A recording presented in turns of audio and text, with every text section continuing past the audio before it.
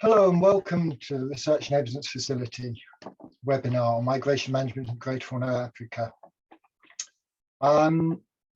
We've still got a few people joining, but I'll start with some introductions and to the webinar. For those of you who don't know the Research and Evidence Facility, or REF, it's a research consortium led by SOAS University of London with the University of Manchester in the UK and Sahan in Nairobi. That's been established by the EU Emergency Trust Fund for Africa to conduct independent research into migration, displacement and development in the Greater Horn of Africa region, and to generate new evidence and policy relevant research. So for more details, please do see our website. My name is Oliver Bakewell and I'm part of the REF team leading research on migration and development. I'm based at the Global Development Institute at the University of Manchester. In today's webinar, we're focusing on migration management. We're looking at its foundations, asking who uses it, in what ways, what's its purpose, and how's it implemented, and who's involved in it. And of course, improving migration management is one of the strategic objectives for the EU Trust Fund. It has supported major programs in this area. We'll be thinking about how those, the ideas behind those and how they've been implemented, and thinking about their future. And to some extent, this was spurred by research that the REF did looking into migration management in Metema on the border of Ethiopia and Sudan. And that study examined the interests of stakeholders in different forms of migration, the challenges created by migration in this border area, and existing interventions and major gaps, and the impact of migration on wider socioeconomic conditions. And some of the main findings of that report question the impact of migration management initiatives and highlighted some of the contrasting perspectives of different stakeholders. So that's why we've set up this webinar on this theme. And I'm delighted to introduce our speakers who come at these issues from different contexts and perspectives. And I'll introduce them now. So first, from Addis Ababa, we have Kia Gezahegn, a social anthropologist based at the University of Addis Ababa. Kia has been undertaking research into migration in Ethiopia for a number of years, including extensive fieldwork, and she was one of the team working on the REF research in Metema. Second, from Vienna, we're joined by Josh Friedman. Josh is currently an independent consultant, working as a senior manager for special projects at Practical Action. But he will be known to many here as the former regional coordinator for the Better Migration Management Programme, covering Ethiopia and Djibouti. I should also say we were also hoping to be joined by Lucy Daxbasha, Head of Mission to the Republic of Uganda and Manager of the EUTF Protocols on Free Movement of Persons at IGAD. Unfortunately, at the last minute, she had to withdraw as she had been assigned to another IGAD meeting that clashed with this. So we have Josh and Kia on the panel. We're going to run this webinar as a discussion. I've got some questions to kick things off, and we will first hear from Kia and Josh in responses, but we do encourage those of you in the audience to join in. We're using the chat function in Zoom. Please do use that to raise points, or please raise your hand in Zoom to join the discussion in person. And you should note that this meeting is being recorded, so you need to be aware of this if you speak during the session. Okay, so welcome Josh and Kia. I'm going to launch straight in with a question, just a very basic question about what do you understand by the term migration management? And what do you think should be its main priorities? Josh, I ask you to launch in with that. Thanks, Oliver, and good afternoon my time at least, to everyone. And I see several of my former colleagues from Better Migration Management amongst the audience members or participants. So I know they'll be keeping me honest and asking me tough questions as well, but it's a pleasure to be here. Regarding migration management, it's a phrase that we tend to throw around quite a bit. And I think it is worthwhile to think about what does that mean to us? And at least to me, that has really two components. It has a national component and an international component. So domestically, I see it primarily as a system within the government to comprehensively regulate, but also facilitate migration. And I think those of us who work in the development assistance part of migration management don't think enough about facilitation. We think a lot about regulation and stopping things from happening, whether those are migration crimes, which I'm sure we'll talk about, but also stopping borders from being crossed. And of course, there are plenty of good reasons that states want to control their borders, but that's not what migration is just about. It's also about facilitating, for example, when people have international protection, like refugees, like IDPs, when they move. But economic migrants, I mean, sometimes they have a bad name, or it can be a dirty name, but a lot of people move to get to opportunity and to have a better life. And I think migration management is also recognizing that and facilitating that so that it can be safe and legal. And that's what the SDP talks about as well. And I think it's across a wide range of governmental functions. So you have the military, you have the border, you have law enforcement, and I think these are the security aspects we often think of, but also there's labor and economic aspects. There's human rights aspects, and there's also ways that it impacts education and other types of things that you wouldn't necessarily think are part of migration management. And the big issue that we've seen, that I know our colleagues, particularly in IOM, in the Horn, but also with EGAD have talked a lot about, is this is a cross-cutting issue, migration. Who owns it? Who decides? How is it properly coordinated within a government? And then I've talked a lot about governmental functions. Where does civil society fit in? Where do international organizations fit in the domestic and the national context? So that to me is half of it. And the other half is internationally. And I think internationally, there's both the regional cooperation aspect, which is borders, entry, return, control of borders. But again, it's also facilitation. When I was working with BMM, I had the opportunity to go down to the Namanga border between Kenya and Tanzania. And to me, this was just an amazing facility, a one-stop border post, where the idea was not just about security and stopping bad things and let's think about the problems. It was about facilitation. And a lot of that was about trade, about goods, but the movement of goods is sometimes preference, or many times preference, over the movement of people. But people are just as important to trade, at least to me, if not more important. And then there's also people for rights-based reasons, such as refugees, that also have a right to come across a border. So how are we going to facilitate that in a safe, legal way where a state can also have it regulated? I think regulation is not a dirty word. It's a way to control things.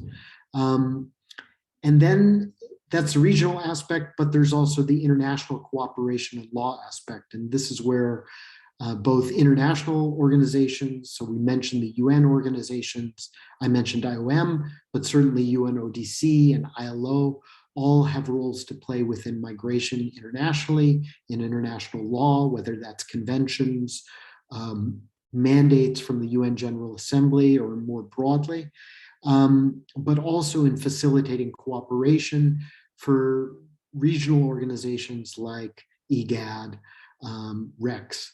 So to me, this is what migration management's all about. But saying this at the end, it's, well, where does civil society fit into this, and where do all of us, like myself, who was an implementer of development assistance programming, where do we fit in? Where do we fit into this? So I think that's something that we could discuss today. Great, thank you, Josh.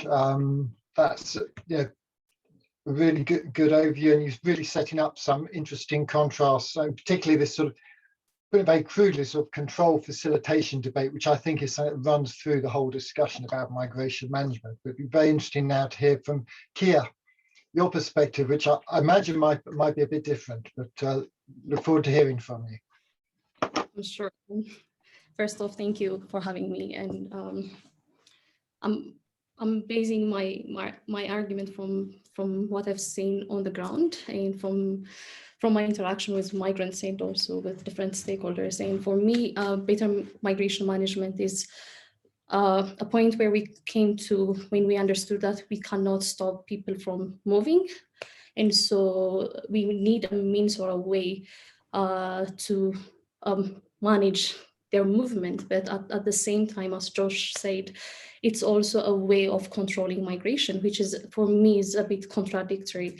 And that brings me to understand, to say that BMM is more or less a very vague term, and it's rarely clearly defined, and it also depends on who is using the term.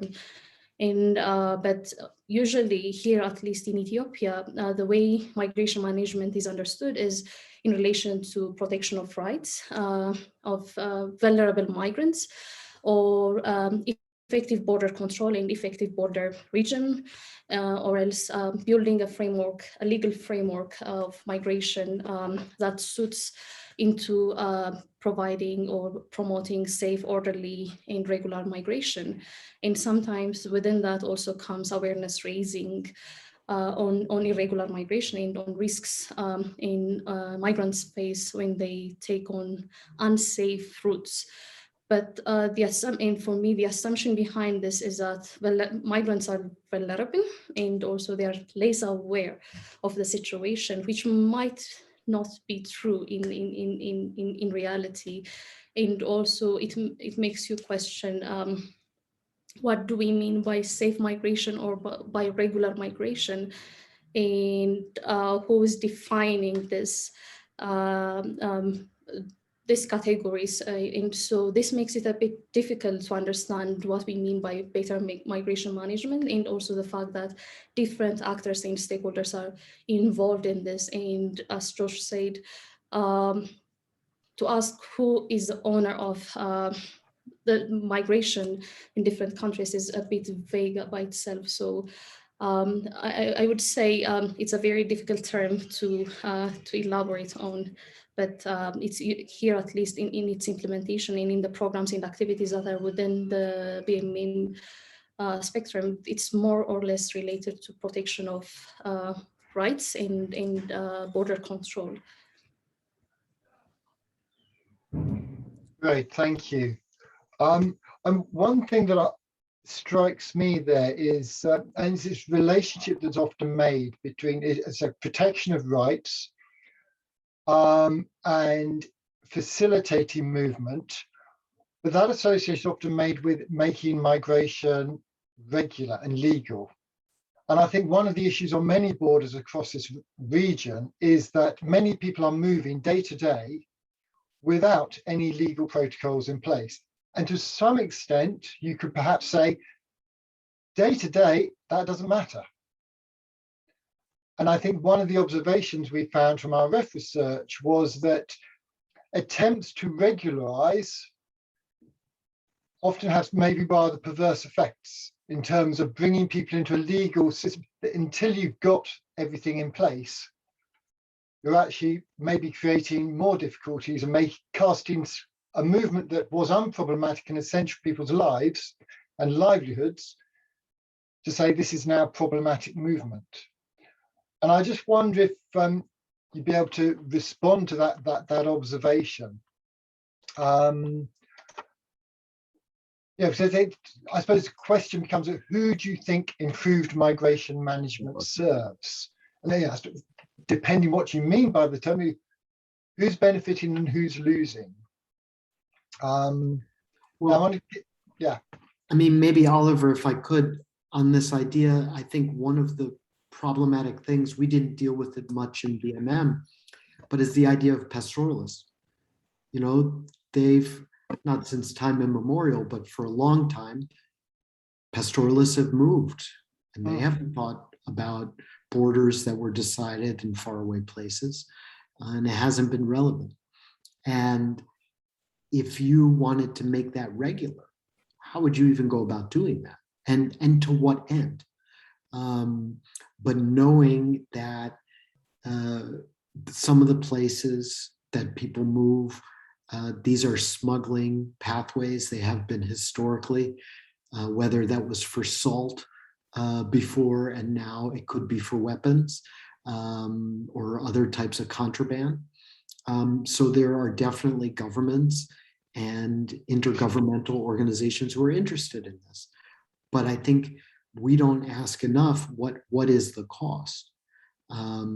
So could you require every pastoralist to have ID that has biometric capabilities? And could you try to require people to go through regulated border crossings that were staffed 24 hours a day and had proper searching mechanisms? Sure, with money, anything was possible, right?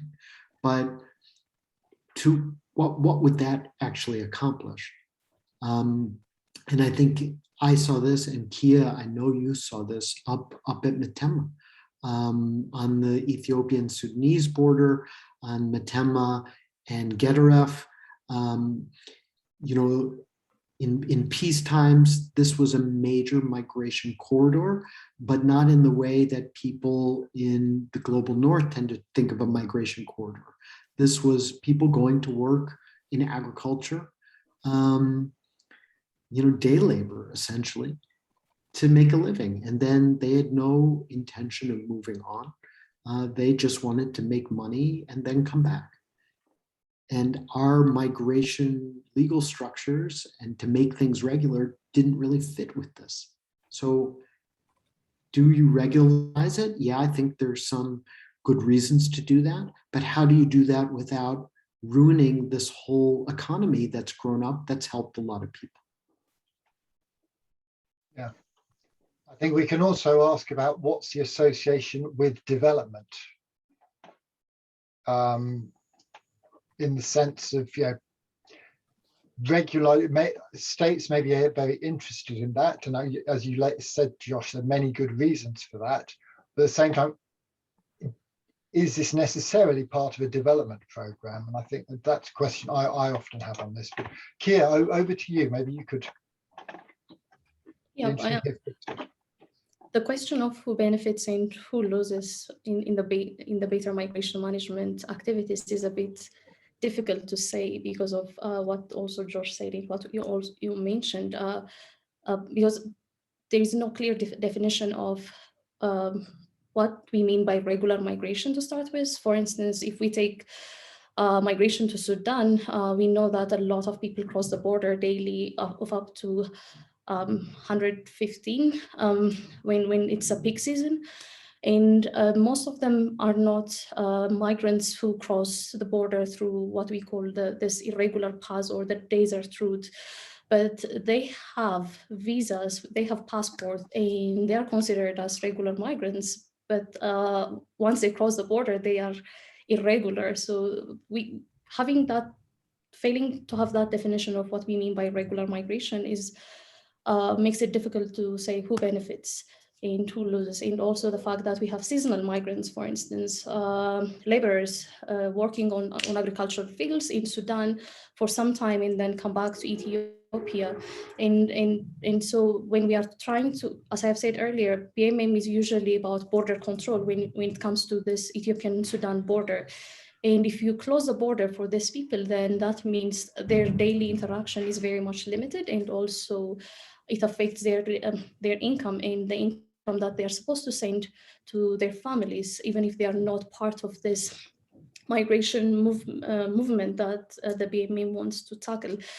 But not just that, but the community, for instance, Metemma, the town is based on the cross-border movement, and its economy is highly dependent upon the existence of this cross-border interaction. So when you have closed border, that means you're negatively impacting the economy of residents who live along the border.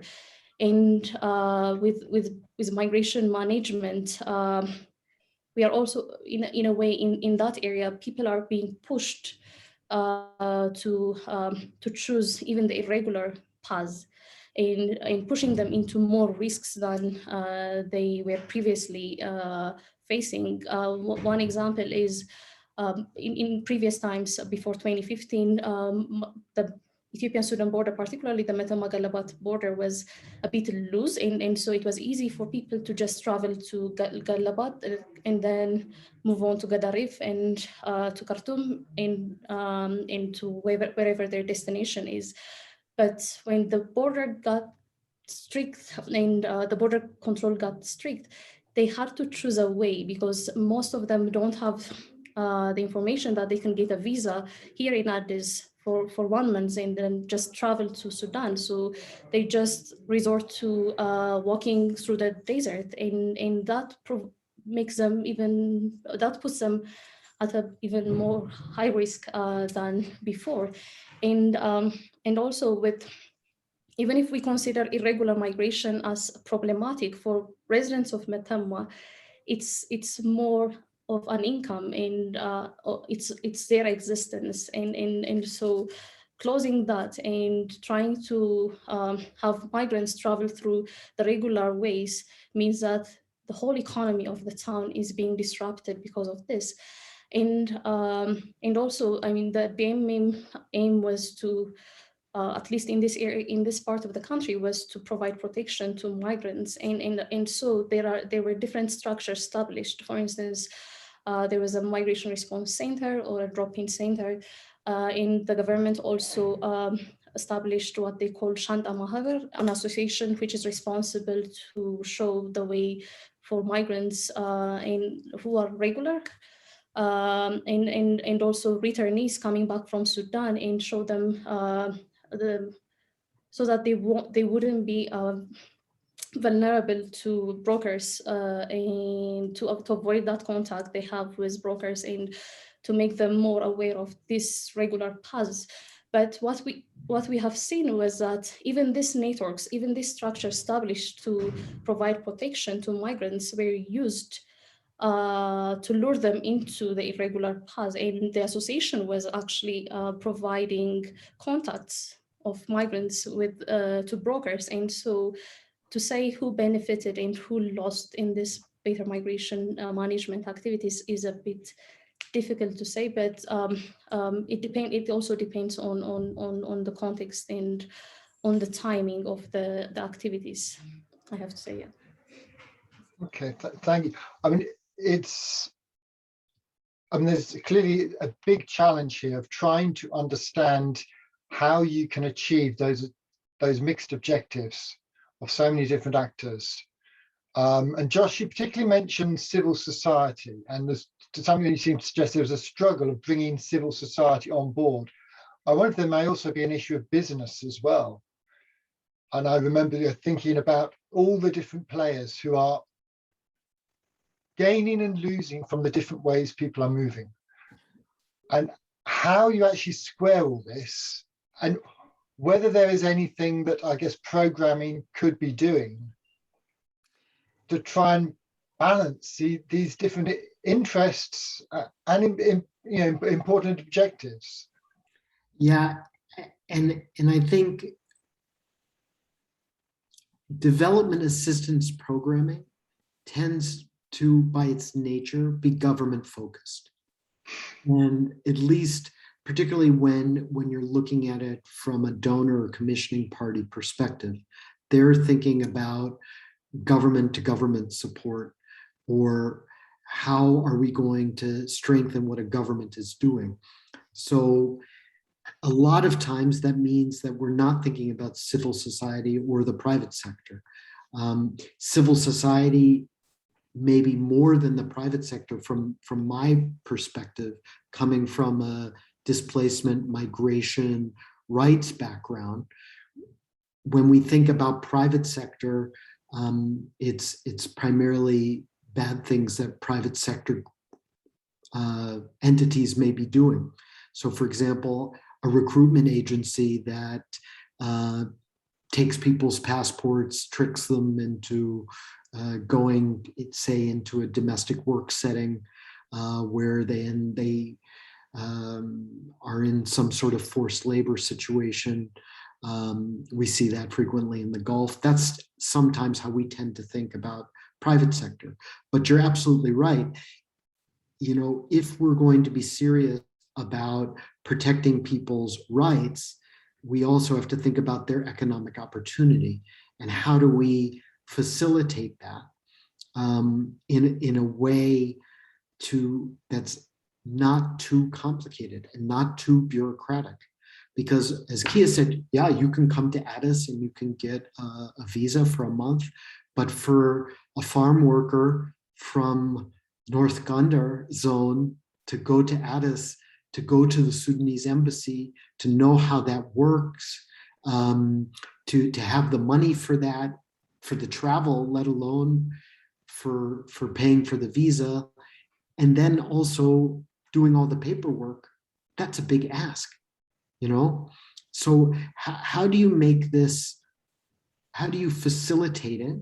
And this is what I mean about facilitate it. I'm not talking about open borders. So, you know, I'm American and open borders is often very pejorative.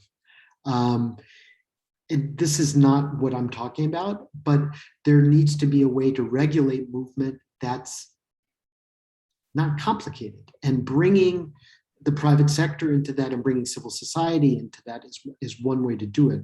I think we don't do a good enough job. And I think in the Horn, at least in parts of the Horn, migration is seen as a government business, if I can put it that way. And there's either a hesitation to bring in private sector and civil society, or just a feeling that, well, what do they have to do with it? Because when you're talking about state security, when you're talking about border security, you know, this is fundamentally governmental concerns. And to get over that hump is a difficult one. Thank you. Just a point that's come up in the chat for you, Keir, is, I mean, you particularly referred to better migration management, but I think you're really talking about migration management more generally, rather than particularly focusing on the program better migration management. But I think that's an important point for clarification that has been raised from the chat. Yes, yeah, it's more generally better migration management, but I've been working on BMM for so many times, so I tend to say better migration management. Apologies for this, but it's more in a broader sense, migration management in Matama area, in the Ethiopian-Sudan border. Yeah, thank you for bringing that up. And I would welcome, I mean, I know that we were hoping to have Lucy involved in this discussion, who will be bringing many more perspectives from other parts of the region. Of course, we haven't got her. So I know that many people in the who are participating in the webinar may have other experiences to bring in to the discussion. So please do chip in so we can hear things from other borders and other parts of the region. Maybe if we move on to the next sort of question that I had in mind that it'd be good to cover is that, you know, we've heard about the way that you know, this is operating on the ground, and you know, the different actors on the ground. But of course, we've also seen this interaction, and this probably does take us to the realm of better migration management and EUTF programming around migration management, along with the programming of other international players. So to what extent are the interests and priorities of this governments across the region aligned with those of external actors when it comes to migration management? And for me, I think this is a question that comes up when I think about seeing the way that there are so many other factors involved in when you start talking about regularization of migration. One part of government may be very in favor of it, but then it's having an effect on labor, movement of labor. It's having an effect on other parts of business. It's having it ripples out in other parts of government. So it's a question of how far governments as a whole are really invested in this across the region, in the same way that, say, the EU as a donor and other international actors are invested in this idea of migration management and concern about it, even to have the same, and they have the same priorities on it. Josh, should you've been involved in these discussions, I think, right from the beginning. So yeah, it's a tough issue because I think it's perfectly understandable that organizations, governments, entities that are giving funding have their reasons for it. And some of those reasons are humanitarian or focused on development assistance or on altruism generally, but not all of them. And some donors are more forthright about that than others. But I think there are reasons that this funding is coming. And I think anybody who's worked in development or humanitarian assistance knows that, and it's part of the background of the work. And I think you do see that a lot in migration management, where after 2015, when there were such huge migration flows heading towards Europe, but also you saw in North America and in Southeast Asia, lots of different places. I think there was more of an emphasis on this idea of migration management. And it was international concern that was brought to the Horn. And I think there are people who've been doing this longer than I have in the Horn, and maybe they can speak to it. But my sense was this is when migration management as a term really came into more common currency about 7-8 years ago because of this. So, and I think it was because that international organizations and the donors behind became more interested in this. And I think that's natural. It's my sense, but I'd be interested to hear what you all think, that the governments in the region realized that there was at least something to this and something that they did have interest in, and ways that they could apply it to their own national context. And I think particularly, I'm most familiar recently with German cooperation because I've been working with it. There's a real sense that you want to work with governments as partners and you want to take on what's part of their governmental plans and strategies. And I think that is a real honestly felt and honestly attempted effort. It is a combination between what different entities want. Is kind of my sense. Okay. I'll just pass it over to Kia to respond, and then I see we have a question coming up in the chat, so I'll go to that after. Kia.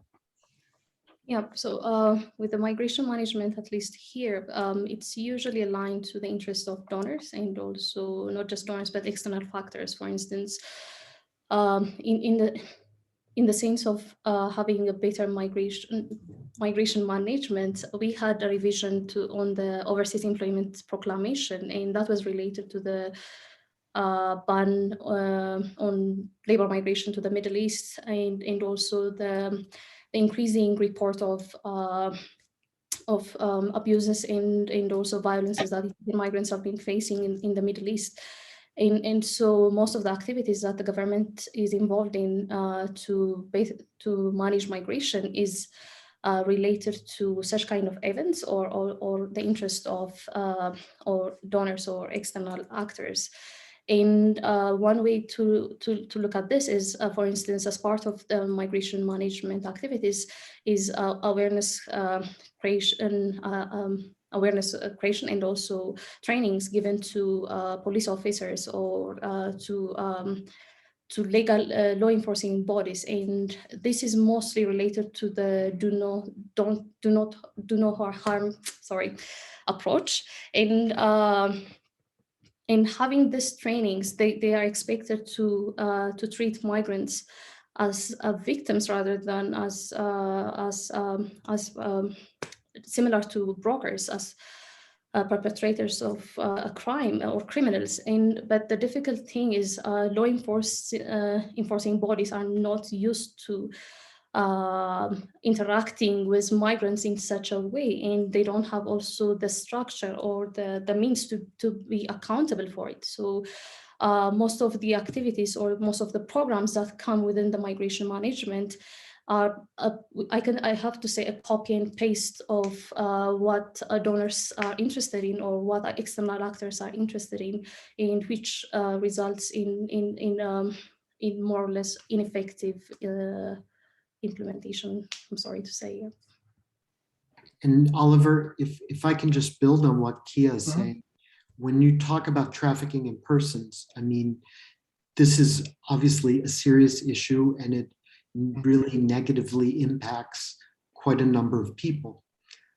In terms of sheer numbers of people involved, however, it's much less than, for example, the economic migration in Matema, or through Matema. But yet there's such an emphasis on trafficking in persons.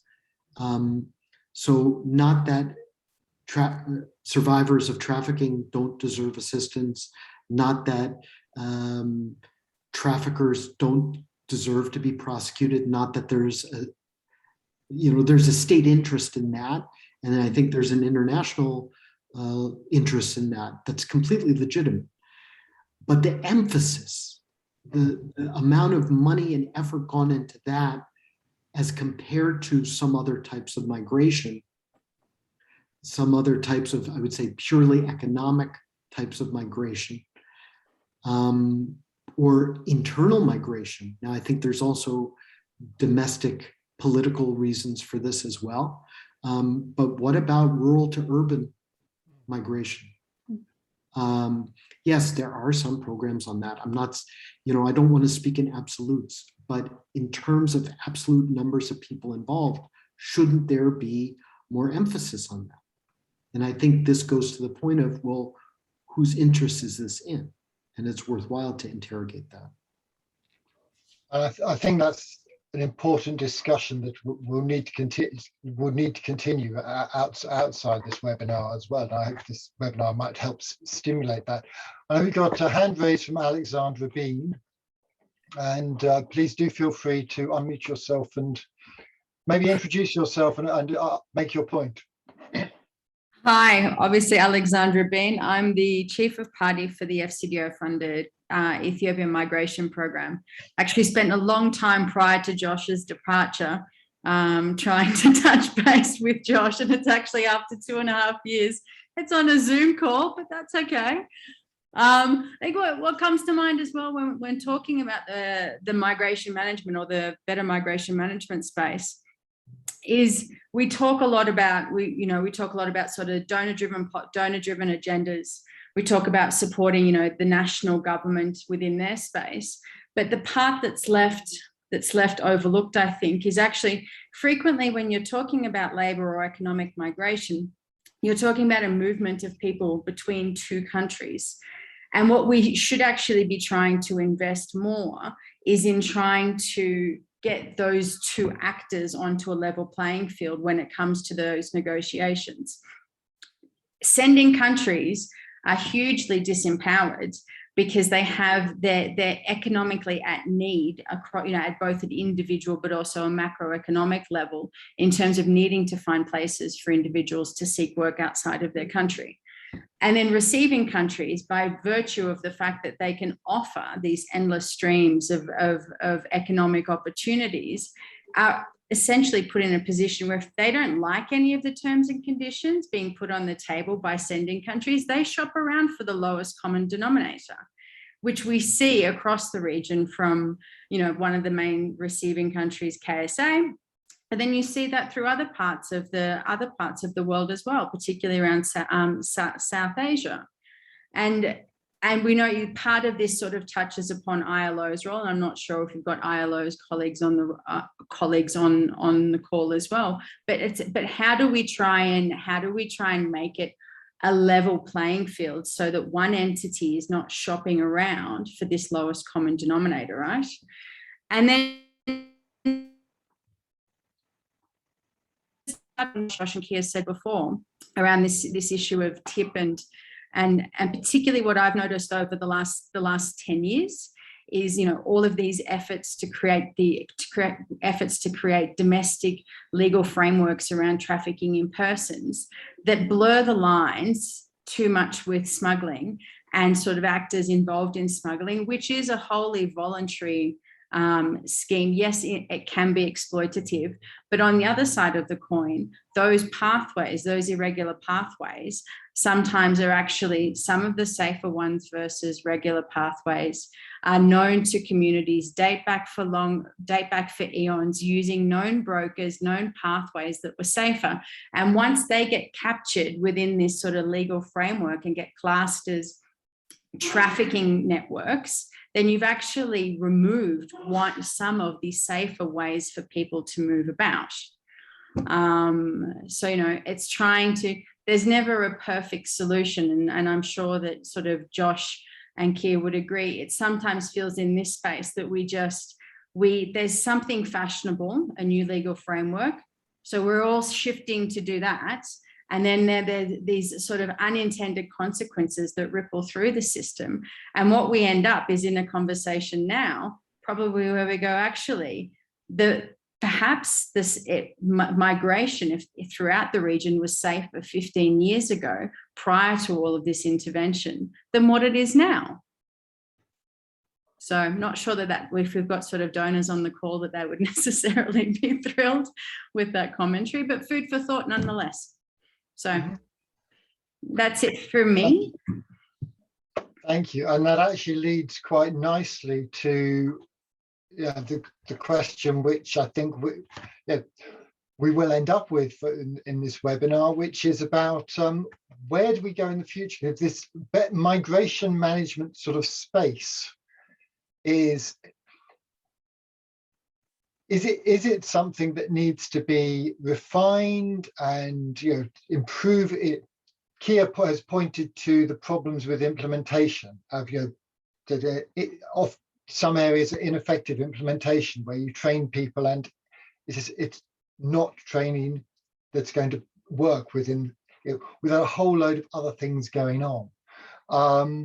Or you've got these problems of that Alexandra was just referring to, of the way the whole direction maybe is going to drift, where migration is not becoming safer necessarily through the direction of international interventions across the region. So what's the future what's the future of migration management? Is it something that is just to be, it needs more tweaking? We need to learn from the programming, or do we actually need to have a different way of thinking about it to bring in these different interests? Is the term useful, I guess? Is there another way we can think about it so we can be thinking of migration and mobility as something the states clearly need to be concerned with? But it's how to make it, the benefits be recognized, I guess, and find a way to facilitate that and bring it forward. And maybe migration management, is it something that's maybe will have had its day? I don't know, but I'll be interested. What's the future in your minds? And also be really interested to hear from others in the who are participating in the call perspectives on this. I mean, maybe before someone else jumps in, I can just say, migration was kind of the flavor of the week, if I can say it like that. I mean, it was flavor for a couple of years. But now, I remember when everybody was talking about resilience. Is resilience still very important? Yes, it is. Is it still going on? Yes, there are plenty of resilience programming, but you don't hear it discussed quite as much. What's coming now is climate. So, and I think for obviously very, very good reasons. But is it going to be, all right, I'm a migration person now, I have to figure out what climate migration is and start pitching this and just doing what I, as an implementer or a donor, wanted to do anyway, but call it climate migration to get it funded? And will governments or CSOs also feel that they need to do that? And what happens after that? So I think, yeah, it's a really good question, Oliver. Where do we go from here? Because I think Alexandra, and sorry we never touched base, but I think she raises a really good point, which is, have we made things unsafe or less safe? And this goes back to Kia talking about do no harm. But safety is only one list of things in the MDGs. It's also legal. So what if that's more important to the governments, that things are legal and regular, and we're willing to have them be less safe if they're legal and regular? Other entities might say, and I think I would say, well, protection is pretty important here, and we should be prioritizing that. But it's also, how do you measure the success of migration management? And people do it in different ways. Kia? Yeah, for me, the whole concept of migration management is, as I have said, I'm sorry to be a pessimist on this, but I don't believe there can be one framework that can bring solution to the situation that we are trying to tackle in regards to migration, because the term even migration is very broad. And as you mentioned earlier, we have economic migrants, we also have political migrants, and it's difficult to, for instance, to ask the government to provide a safe way for political migrants to leave the country.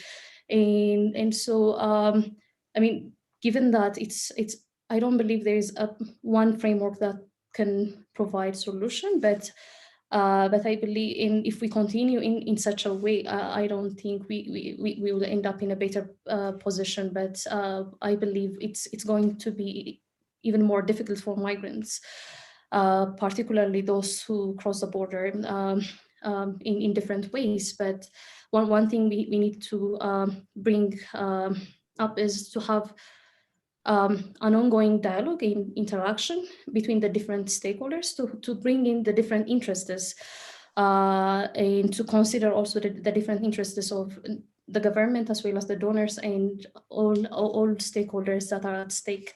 And also we need to also build up on local initiations or interventions and when implementing this migration management activities or programs. I believe it's important to understand the local context and what has been going on in that locality, so that we bring a viable solution. But also having flexibility in the system that we are trying to build, because if we say that this is a solution, and if it's policy coordination or capacity building or awareness creation is the solution, and this is migration management, that is not enough. So we might need flexibility in a way we tackle migration and people's movement. So I don't believe that we can have one framework and label it and try to bring miracle for migrants and provide protection. But if we can accommodate all the interests and all the actors together and have that contextualized approach, I believe that might work in the future. Great. Okay. I see that in the chat, there's, just following up on some of the discussion there, is but about comment about IOM has been working on environmental migration and working on resilience, and so some resistance to this idea of there being a flavour of the month or the week when it comes to migration and its interactions with other areas. So maybe that's some pushback, and I don't know if the person who's written that wants to actually come into the discussion on this. But I think, I suppose the EUTF is coming to an end, and the EUTF has put a lot of resources into responding to migration and migration issues. And a question that I think is maybe something to consider is what happens to those initiatives when that large and really important and valuable funding stream comes to an end and maybe starts to move into other priorities. And in that sense, maybe it's not it's going to change the funding landscape. And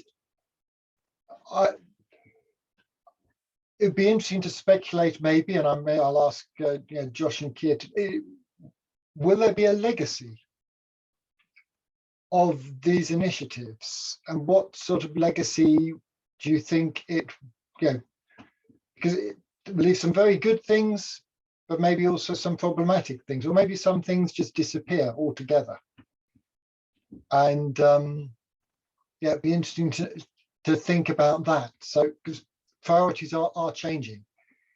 It seems little doubt about that. I don't know if either of you have a comment to that, or anyone from the audience wants to put their hand up and join in that discussion. Yeah, I think a lot of these organizations, whether they be UN organizations or not, are projectized, and they're dependent on funding, and donor priorities change. So while it may be true that there were programs on certain things and they may continue, and projects on certain things, I think it cannot be gainsaid that sometimes there are things that are funded at higher levels than others, and this changes from time to time, as you say, Oliver. So I think respectfully I have to disagree with this idea that everybody's interested in everything all the time at the same level. And that's not what was said in the chat, but that's kind of the implication to me. And I think there are things that are going to be given a different priority at different times. And I think that's actually probably completely natural, but we should recognize it. In terms of a legacy, I think, the kind of development jargon actually is somewhat useful. And when you talk about sustainability, how do you make these things sustainable? How do you embed them within national structures? And I think when you see, for example, the work that UNODC with others has done to amend the Ethiopian law around trafficking, and the new Proclamation 1178 replacing Proclamation 909. This is getting very much into the Ethiopian context now. But just as an example, this was years of advocacy. This is years of work to bring together national and international stakeholders. And I think it's a real improvement. And this wasn't just driven at the international level, not by any means. This was something where the government recognized that the old proclamation could be improved, both in kind of technical terms, but also in its coverage. And everyone worked towards it. And I think that something like that is a legacy. And I think in other countries where you have things that were built, where you have laws that were put on the books, but also trainings accrete, trainings go one another, and people remember.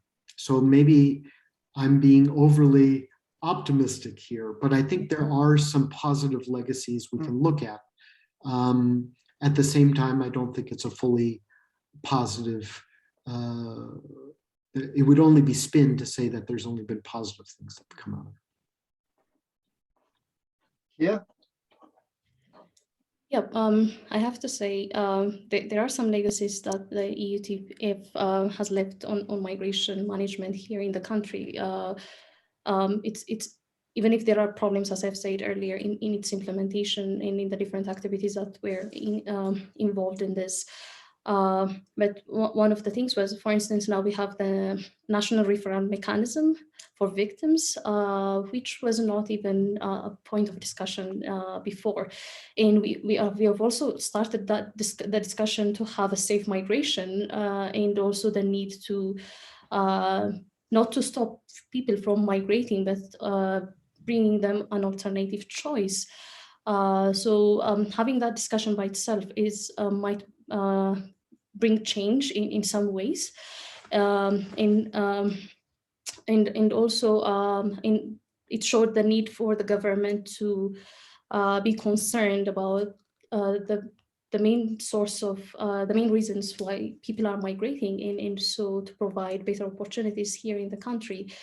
And so when I said I was pessimist, it was more related to its implementation and the way we went, the way it was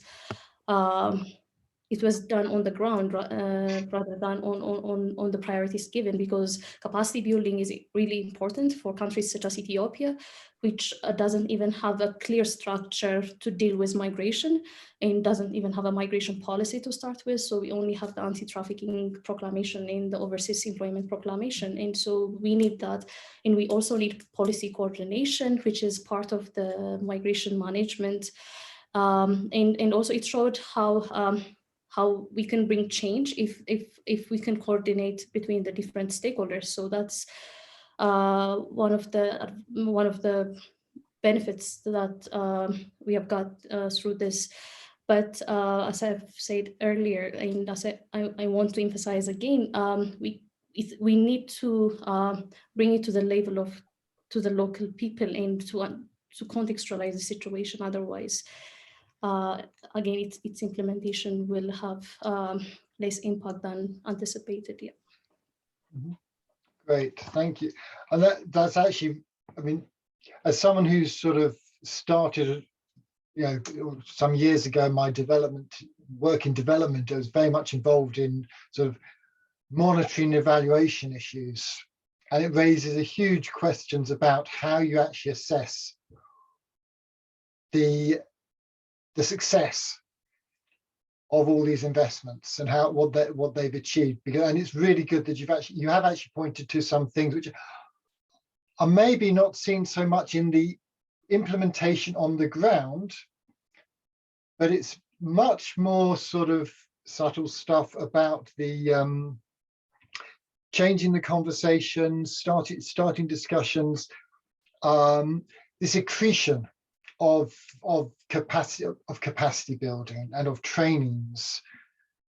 You don't see it come on to the police, you know, may have a training telling them about migration. Of course, it takes time to actually filter. Maybe in 10 years' time, you will see that actually starting to play out. Now, how that's actually captured in the monitoring learning system and the different evaluations of programs is another matter. But it's really good to hear that these things coming through, and I think it's something, you know, as researchers trying to understand how these conversations are changing and monitoring that shift in the discussion, the importance of that. We may not talk about migration management in 10 years. That doesn't mean there is no legacy of those interventions in migration management. And it will be really interesting to follow that over the coming period. Now, that's the end of the questions that sort of I prepared, so thinking for the future. I wonder if there's any other points you want to make as we start to move towards wrapping up, or if anyone wants to come in from the audience to pitch into the discussion.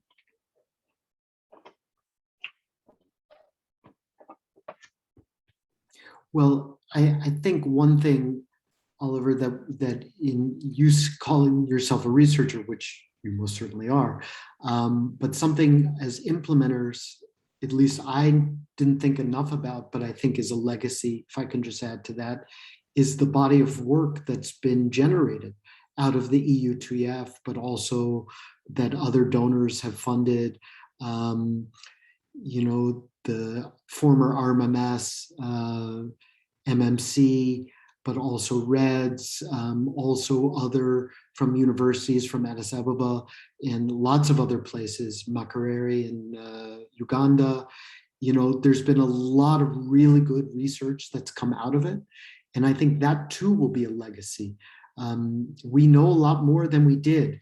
I mean, one of the jokes about migration is we don't have good data. And to some extent, it's like you say, you said in an M&E context, but, you know, is there such a thing as good data?